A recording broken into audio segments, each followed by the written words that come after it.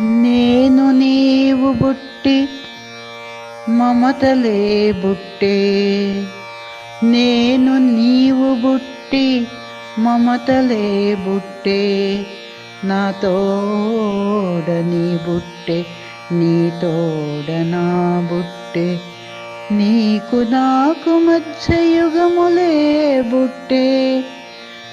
ఇది ప్రకృతి లీలా ప్రసాదమే సోమా, ఇది ప్రకృతి లీలా ప్రసాదమే సోమా.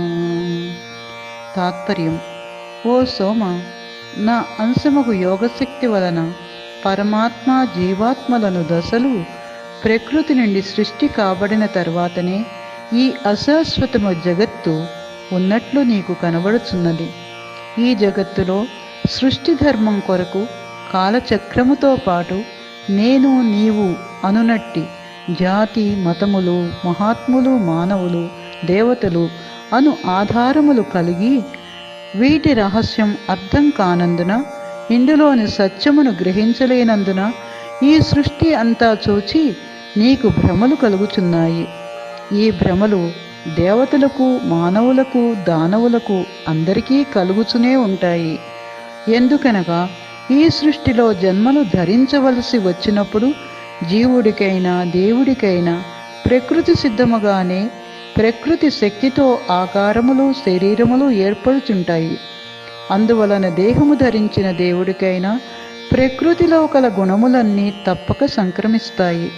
కనుక నీవు ఈ ప్రకృతి తత్వములను అధిగమించాలంటే మనోయోగ సాధనతోడనే జయించగలవు. నీకు సాధన సిద్ధించి తురీయ స్థాయిని పొందినప్పుడు పరమాత్మ జీవాత్మ అను ద్వైతభావములు తొలగిపోయి జీవాత్మను పరమాత్మను అంతా నేనే, నరుడను నారాయణుడను నేనే అయి ఉన్నాను అని తెలుసుకోగలవు. అప్పుడే మానవుడే దేవుడు అను సోమనాథ తత్వాన్ని గ్రహించగలవు. నీ శక్తి ఏమిటో నీలో నీవు గ్రహించగలవు. ఇది అంతయు మాయా మిశ్రితమగునట్టి ప్రకృతి యొక్క లీలా విశేషమై ఉన్నది. జై సోమనాథ.